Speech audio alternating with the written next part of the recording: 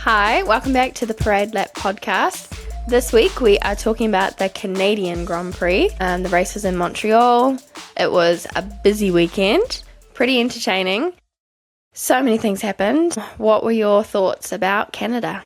All of the things you already said. I thought it was another good one because I think we had quite an exciting last race in Miami, and then this one had lots of other things going on, which I'm sure we'll get to in our podium. I once again forgot that it was a sprint weekend. I feel like every one of the races this year has been a sprint. Why? I don't remember there being so many the last time, but maybe it's because we skipped two. Yeah. So I forgot there was a sprint and then realized and managed to watch the sprint race, but I didn't watch sprint qualifying. I didn't watch the sprint race completely. I half kind of watched it. Qualifying was good, and the race I watched live just as a fan. It was so good. The racing was really entertaining, and we'll get into why, but it was just sort of like an action-packed one there was just lots of things happening, quite a bit of drama. So it was a good one, and I think it would have been a good one for casual fans as well because it was exciting, and then it was a nice podium. It was a good one. Nice. I was going to say, before we go further, we are unintentionally kind of matching this. And you commented it looks like maybe we're in mourning or something. It looks like we're mourning something. Maybe we'll find out on our podium if you know what that is. Yeah. Kick it off with your P3. My P3 was basically that McLaren strategy is the new Ferrari clown meme, right? Mm-hmm. So we were all familiar with that meme, I think, from last year with Ferrari and even years before then, with them looking at each other in the garage like that with the clown faces. And then McLaren, what did they do in the race? Why? They were having a really strong weekend, I thought. And, Lando was looking really good. Mm-hmm. He did well in the sprint. He qualified second, right? Wasn't he? I think third. In the top three, with George and Kimi, he was kind of the one that broke the two of them on the podium with the sprint. But yeah, he looked strong. When they started that race, Lando actually went to the front, he was leading it initially. Yeah. And Oscar also, did decently over the weekend, not as good as Lando, but still up there. And then they just chose the wrong tires. So they got that completely wrong with their strategy. And the interesting thing that Oscar, they were on inters, right? If I'm not, they started on inters, and other people were starting on softs, I think, most people. And once they put it, they went to mediums. But yeah, maybe one other team had inters, but I don't really think it was the top ones. I think it was Audi or someone down the back. Yeah. Yeah. And then Oscar was on, actually in Sainz. I think Williams did one on each. So, because I saw that Sainz, Carlos also was on that, but I think he changed, if I'm not mistaken. But Oscar came on the radio, at the start. I don't know if it was a formation lap or before they were starting. Which one? Oh, yeah. Which formation lap? Yeah. Both of them. It might have been the second one, or he might have said it. Yeah. He might have brought it up in the first one and then no, we definitely need to in the second one. He did. And Oscar isn't very emotional, but if he's repeating something twice, that obviously this is Oscar speak for guys, WTF, what is going on? Yeah. That's how you know that it's important to him. And he was saying, yeah, but why?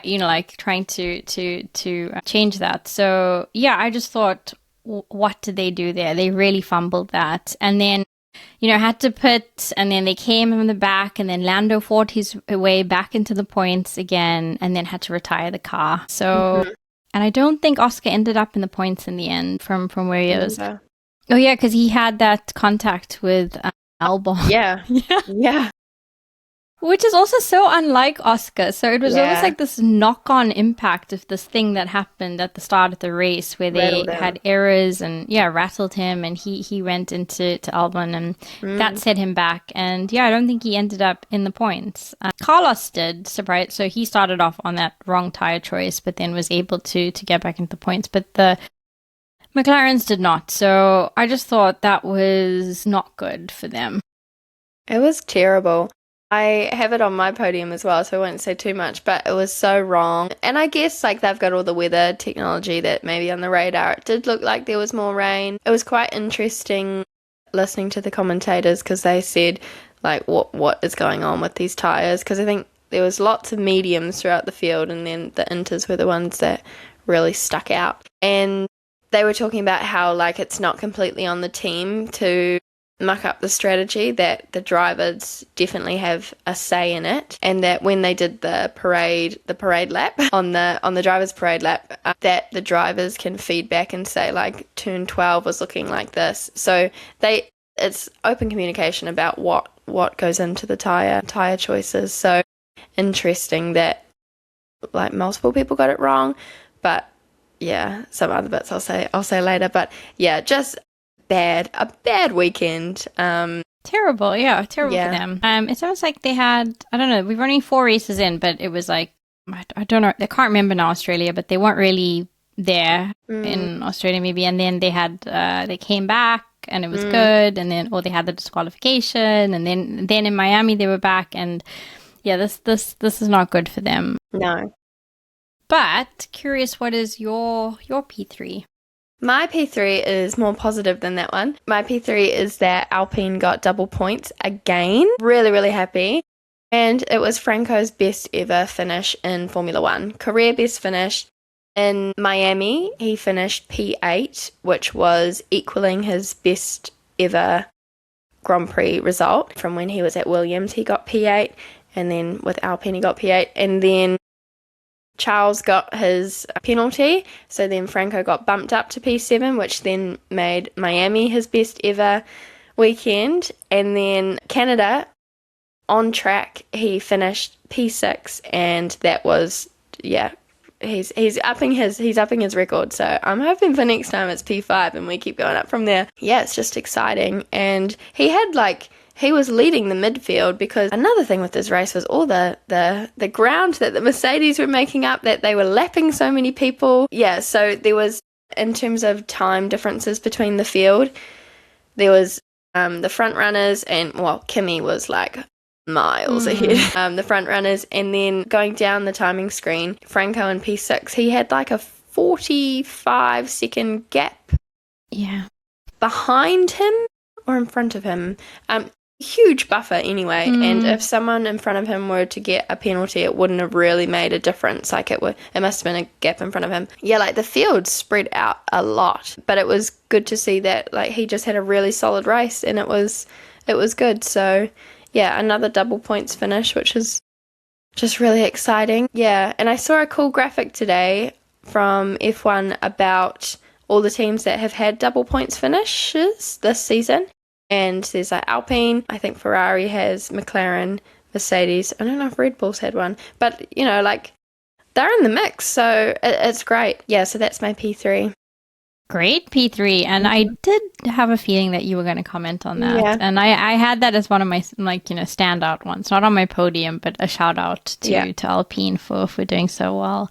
And I noticed that too. I don't know at what point that happened, like, because I was looking at, I think it was when Lando came back, and you know how he had to climb, and you know I was kind of seeing whether he could get back to competing with the top 3 or 5 people. And then I saw this massive gap, obviously with Colapinto, and I was also thinking that's really good for him, because he's not that he's doing his own race, but he's there. Like nobody can really catch him. Yeah. He may not be able to go further, but he's sitting, you know, pretty in that position, and it was good for him. So yeah, well done to him.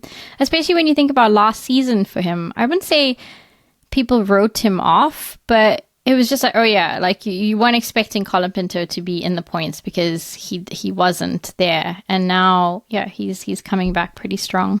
Yeah, it's really nice to see that he's able to show what he can do. So it's cool to watch, because it's almost like a new person on the scene, because we didn't see as much of him last season. So yeah, it's cool.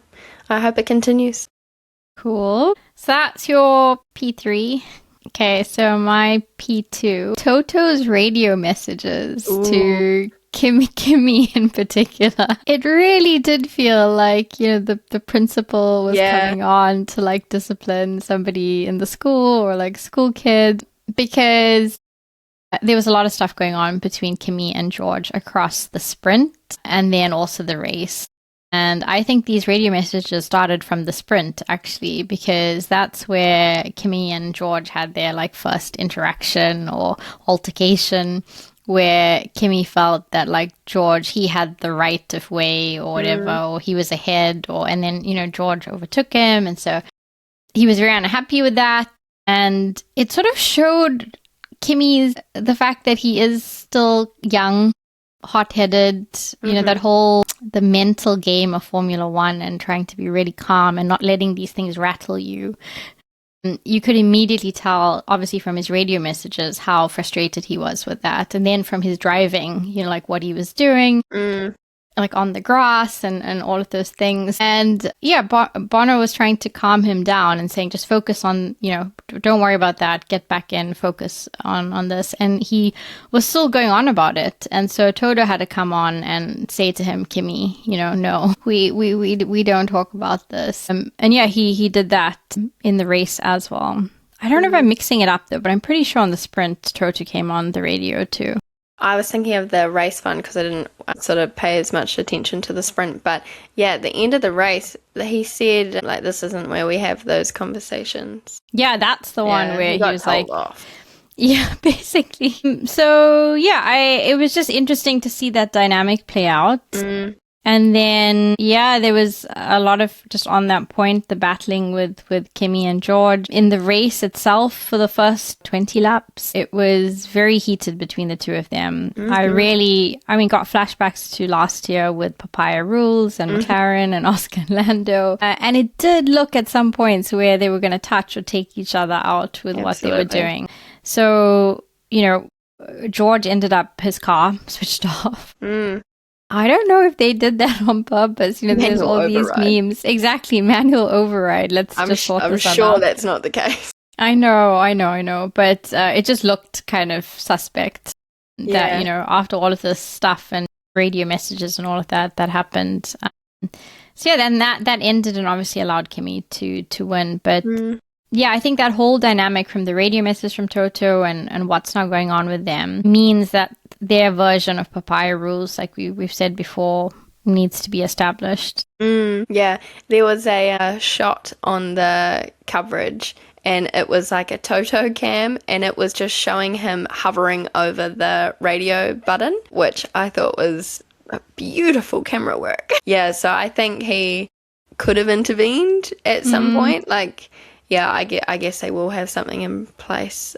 But then afterwards, like, George on Instagram, which he would have been told to address anyway, he said, like, he enjoyed the racing with Kimmy. Like, it looked really fun, but yeah, it was so close. It was so close. It links very nicely to my P2 because my P2 is just simply the boys were fighting, and it is about George and Kimmy for the first 30 laps, just so close to each other, really pushing the limits on what they can get away with. And it was just so entertaining. Like, there's lots of talks about the regulations, if they're good or not. And I don't know if this was like good racing, but it was absolutely entertaining to anyone. Like, if you walk past like a bar and this was on TV, like, you'd think, oh, what's going on there? Like, it was entertaining.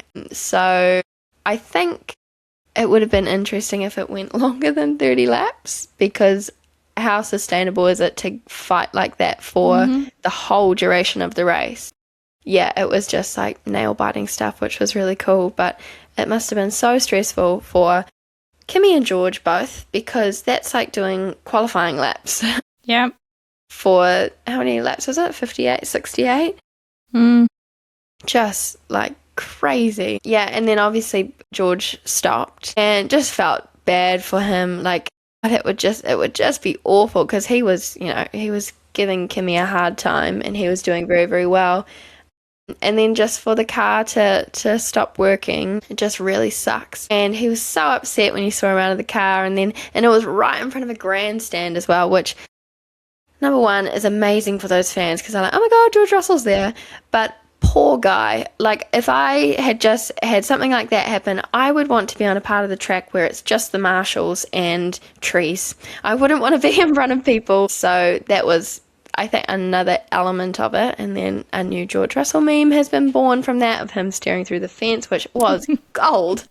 Yeah, but just poor guy. So it would be really, really tough. But he threw his headrest. He had a tantrum. He threw it onto the track effectively, which I think bad. he got a penalty, or he's got to do something for that. Fined like €5,000 for that. As soon as he did that, it was like, you're going to get told off for that. That is not something you should do. Someone was going past, that's like pretty dangerous. But it was first that he chucked out the clip, and so that went pretty far. And then obviously the headrest was quite the dramatic part. Yeah, but in the heat of the moment, like you get it. But yeah, I mean, he's it's still the start of the season, but he's fighting for a championship, and he wants that championship so badly. Yeah. And I don't think he, like we said before, expected that he would have such a fight with Kimi for it. I don't think he realized like this would be the potential scenario where we've got Kimi like 4 wins in a row.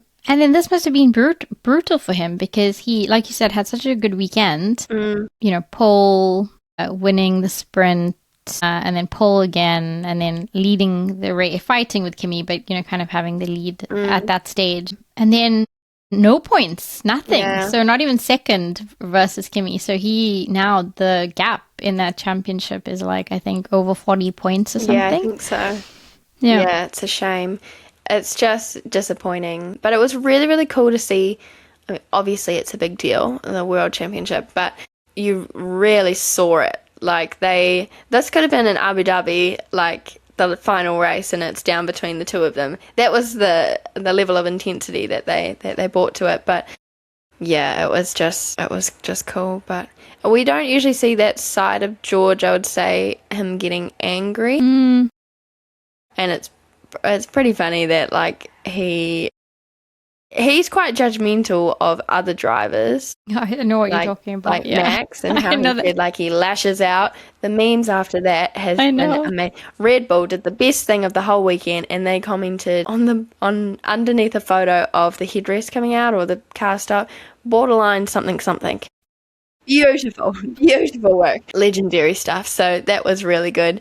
But like, so there was obviously that with Max, but George was critical of people in other series as well. Like he had the digs that Dan ticked him in Formula E because there was a whole thing in Formula 2. Yeah, so he's quite critical of people who are hot-tempered, I would say, and then he did exactly that. So it'll be interesting next race how many nice things he has to do, like in the paddock. Maybe there'll probably be some young fans around or something like that, because he's got to do some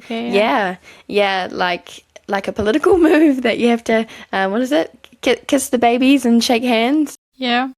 Yeah, so that will be interesting, which is then adding another element to his championship campaign almost. Yeah, over top of having to fight Kimi, who's doing really well. So well. Yeah. Extremely well. He's just breaking records. He's obviously so hungry for it, and he wants it so badly. And then I do think the thing for Kimi is, can he keep his cool? Like, is he going to be able to manage when he's ahead now? Obviously great, but as he gets closer and closer, and like you said, it was so intense already between George and him.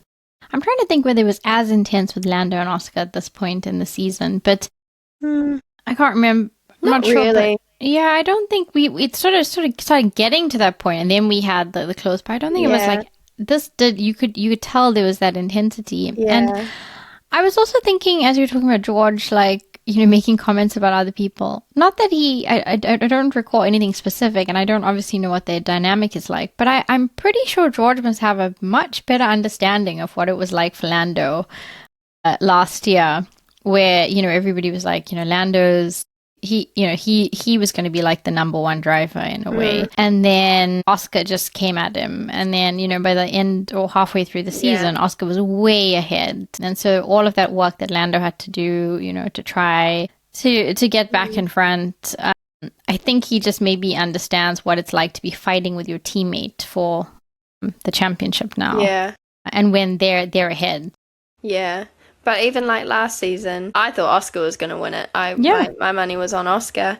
And then, just certain things happened. And then he fell away from the points. And then Lando made a comeback. So, like, the same thing could happen with George. It could still be George's championship. Yeah, I guess it'll depend how Kimi progresses through the season, maybe in terms of, like, the mindset, like you said. Yeah. Yeah, because George probably is the stronger of the two based on this weekend. Like, he seems like the more dominant one, but they're obviously very close, which would suck if you were the senior driver because it's so intimidating. I know, but there's something about Kimi that's like quite scrappy, and I almost feel like even if he wasn't on pole, and it's almost like he'd find a way to win the race. Yeah. It feels like he's got that kind of energy where, even if it was in the last lap and George was leading for the whole race and then it came down to it, like somehow Kimi would just like find that edge. And then this is maybe the momentum of the stuff that he wants to carry through now. But that's the kind of energy that I feel that he's giving off. Like he could just figure out a way to, like, as long as he doesn't have car problems. Because, if you think about the races that he's won this season too, he's had bad starts for quite a few of them. Yeah. And so he actually hasn't led the race, from that first lap, even if he was on pole. He had to he fell back and then he had to fight again and find his way back into the front of the, the pack. So it's not exactly the same, but yeah, I do think maybe that's what Kimi could do. Yeah. It'll be exciting. Yes. I'm looking forward to more of it. Exactly. So that was your P2, which is pretty similar to mine. And then my P1, I wonder if it's the same as your P1. I feel like I could guess your one. You know what it's going to be. The podium. Well, you probably thought it was one part of the podium. But yes, I just thought that whole podium. We had another one of these, at one of the races where I thought the podium was really good. But this was a very good podium. Because obviously we had Kimi winning the race. And then I got very happy because Lewis got second place for Ferrari. He's only had one other podium and it came this season and he was third. So this is an improvement to be second. And he did have to fight a bit for that second place because he was battling Max. Max back on the podium also. So his first one for the season, if you can believe it, for Red Bull. That's crazy. It is crazy to say this is Max's first podium and it's P3. But it was just a really wholesome, nice podium because Lewis and Max, that takes you back to 2021. Yeah. Was the last time they were kind of really battling with each other. So to see the two of them fighting for second and third was very cool. And then also Kimi being first, and he gets on with both of them. They both like him. At least they both like him. He's very likable, isn't he? That's probably the edge he has over George, perhaps. Yes. That maybe George comes off not as well to some people, but Kimi's just he's just young and fun. Exactly. And I think they both kind of respect him as this younger driver who they both obviously see potential in and see something themselves in him, probably. Exactly. And they have different kind of dynamics with him, like Lewis and Kimi versus Max and Kimi, but both like him. And so I think that was just a really great podium all around with the three of them. And then they lifted him up. That was so cute. That was cool. Yeah, it was very nice. Yeah, just nice for a change, to have, which seems crazy, to have Max and Lewis, who used to be there all the time. Nice to have them back. Yeah, it was just a cool one. Yeah, I liked it. Yeah, Lewis did, obviously helped in part by McLaren, messing things up. I'm sure if they were on it, you'd probably have Lando up there at least. So it would have been different. And obviously George having car problems, so I don't know if that would have happened otherwise, but it was good to see. And Max actually acknowledged that because, I think in one of his interviews he said, yeah, but obviously, we've also got McLaren's poor strategy and then and George's car issue. But no, it was good. But Lewis was on form for most of the weekend anyway. He seemed the stronger Ferrari driver and was doing pretty well. It was interesting that Charles, in his sort of interviews, he didn't feel as comfortable in the car, whereas it feels like we're on a thing where Lewis is saying, I'm really happy with the car, and then Charles is saying he's not actually that happy. No. It was an interesting weekend to watch them. Yeah, I was just happy for Max. I thought Max was going to win. Yeah, which was so fun because it was watching it, I don't know, maybe that was 25 laps in while George and Kimi were still fighting. And I was sort of thinking like, okay, well, they're going to take each other out. And then who's lingering nearby? And Max. And it's exactly what Max would have been thinking, because if Kimi had have, jerked the steering wheel a little bit more out of annoyance, or vice versa, George could have done something. Yeah, boom, Max is in. And I guess that is going to be the reality for the rest of the season, that if the Mercedes are up the front and if they don't deal with their stuff, that they could very easily take each other out. Like, the margins are so small and someone's going to be nearby to fill the podium. Like, it's going to happen. Even if everyone keeps crashing, like, someone's going to get there. Yeah, which is kind of funny to think, like, all the retirement, well, it's not funny, but all the retirements that happen, and then, like, if they take themselves out at the top, who are the cars, who are the consistent people that are going to be there? That's cool. That's so exciting. So hopefully we have a nice mix of podium sitters throughout the season. Yeah, but I would have liked Max to win. Like, that would have been cooler, but I'm glad he was on the podium. It would have just been a good story. Like, did you see what happened? And Max was just, boom, back. Yeah, but that's all right. Yeah. So that was my P1. What was yours? That was a very good P1. My P1 goes back to your P3, and it is just, what was McLaren doing? Yeah, it was just, I said it before, it was just crazy. Yeah, so I 100% agree about the Ferrari strategy meme now being McLaren. It was a hard watch. It was a really tough watch. And most of all, it was because it might have been Lando's best race start ever. He started so well. He was off. And straight away it was like, no, but you need to change your tyres. It was just such a shame. Like, he had such a good launch and it looked like convincing. Like, last season, if he had done that, he would have been, race finish done in there. So it was just a really, really hard race to watch because the papaya ones were just falling down. They were, and then to DNF. So reliability issues for Lando's car. I don't really know what happened, but they had to box for reliability things, and then later retired, and then he got a ride on the motorbike back to the thing, and he was happy as. He might have even signed some autographs on the way.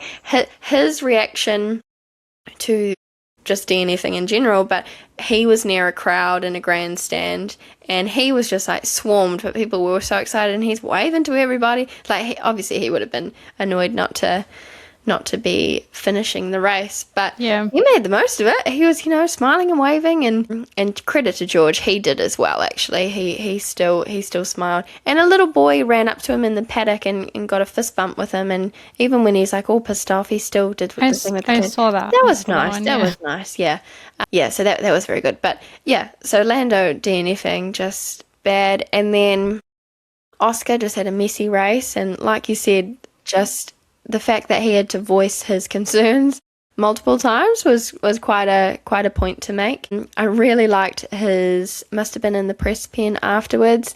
He said, if it had started raining, we would have looked like heroes, but it didn't, so we just looked like idiots.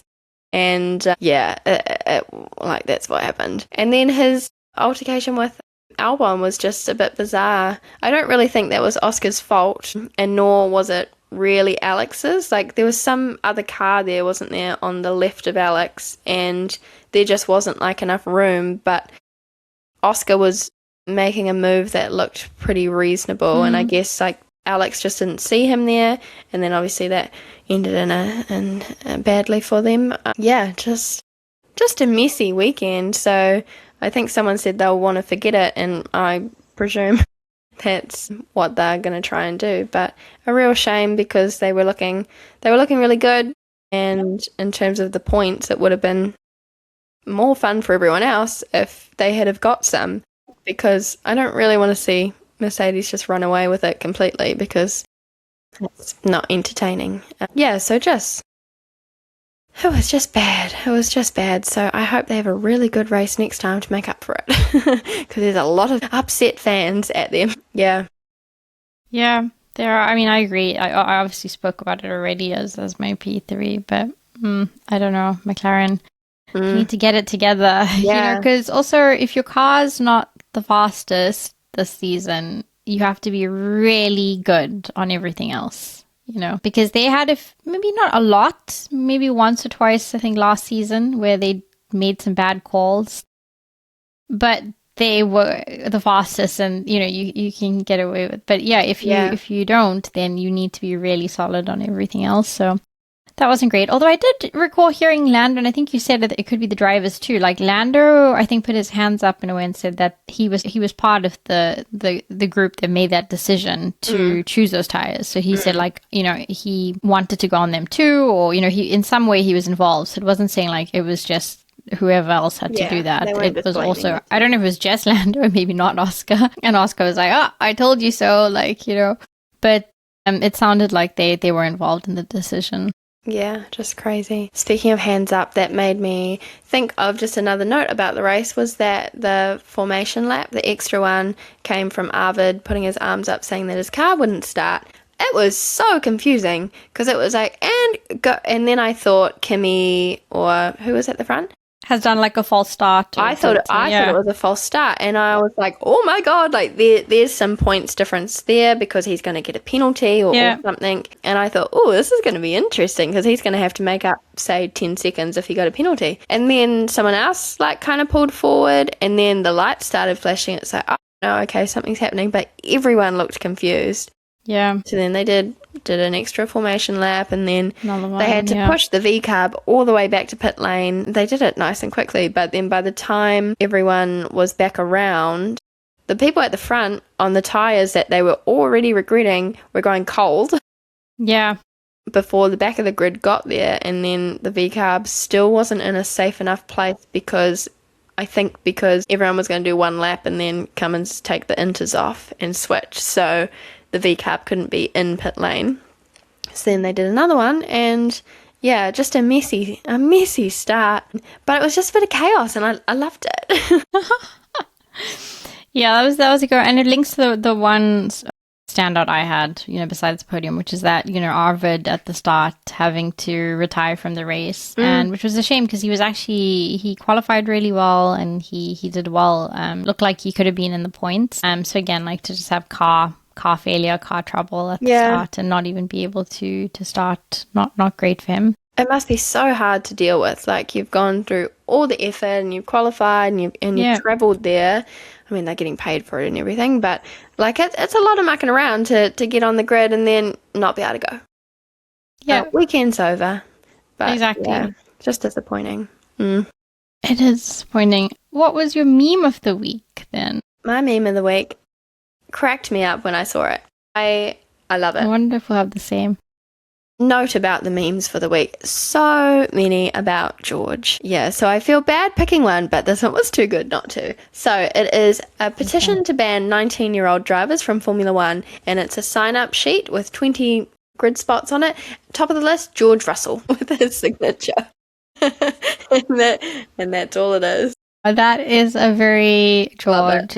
I mean, we don't know George, but obviously it's the perception or, whatever thing has now been created about him. But that seems like a very George thing to do from this perception that is out there about him. Yeah. Good one. My one relates a bit to our podium. And it's the drivers, and it's got, you can see it here. Yes. But it's basically George versus Kimi, Max versus Lewis, who were battling it out, giving me sort of 2021 PTSD actually when they were racing. And then it's Lando and Oscar versus McLaren. Yeah. Their own team. Pretty accurate.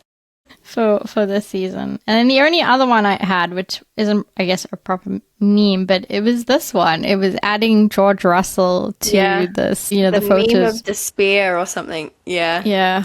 I really like how Oscar is the one at the front of it, so it looks like he's watching them all on TV. The way it's been put together, I really like it. Yeah, the memes are good this week, but I think just because the race had so much to it that it had a lot of potential from the very get-go.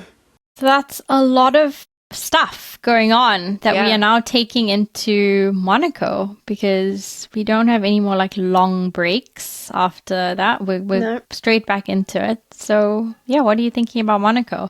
I love Monaco, so I'm excited. I'm excited for qualifying. The race is usually so-so, but I just love Monaco as a place. So very excited for that. Qualifying, I'm hoping we get something spectacular, because if it's a boring qualifying over all the weekends, a bit of a write-off. I'm hoping that some of the midfield cars have like a really solid showing and they get some good laps in. I think it'll be interesting with 22 cars because it's the smallest pit lane on the calendar, so might be a bit of like congestion in the pit lane, so that would be a factor maybe to make qualifying a little bit more interesting. Yeah, I'm hoping Charles has a nice weekend. Yeah, I don't know. Maybe I'm thinking George to win this one. Charles hopefully on the podium, and I'm gonna leave a spot for a wild card. I want someone new on the podium, but I'm gonna leave it open. What about you? I was nodding when you said Charles, because I feel like he'll come back in Monaco. I hope so. Yeah. Although, is he the one that had the Monaco curse where, like, yes. you know... But then he won, and it's gone. So it's gone. Okay, fine. Yeah. Okay, so I do hope for good things from Charles. And I think the McLarens are going to come back. Mm-hmm. I just don't think they can have two horrible weekends like that in a row, but maybe speaking too soon. Mm. So I feel like Lando will be on the podium too. And then I think that the two Mercedes are going to take each other out, and we're not going to see either of them on the podium, which could leave the door open again for someone like Max. I think that definitely, that'd be cool. I think they're definitely going to take each other out at some stage, but I think it'll happen in like later Austria or something where it's a big track and they just push a little bit too hard and then they're in a runoff area, like something like that. Because Monaco, it's so like tight. I don't know where they would crash. The what is it called? The like bus stop bit. When they come out of the tunnel, that bit, that always gets people there. They can do something there. We'll keep our eyes on that spot. Yeah, something is bound to happen at some stage with them.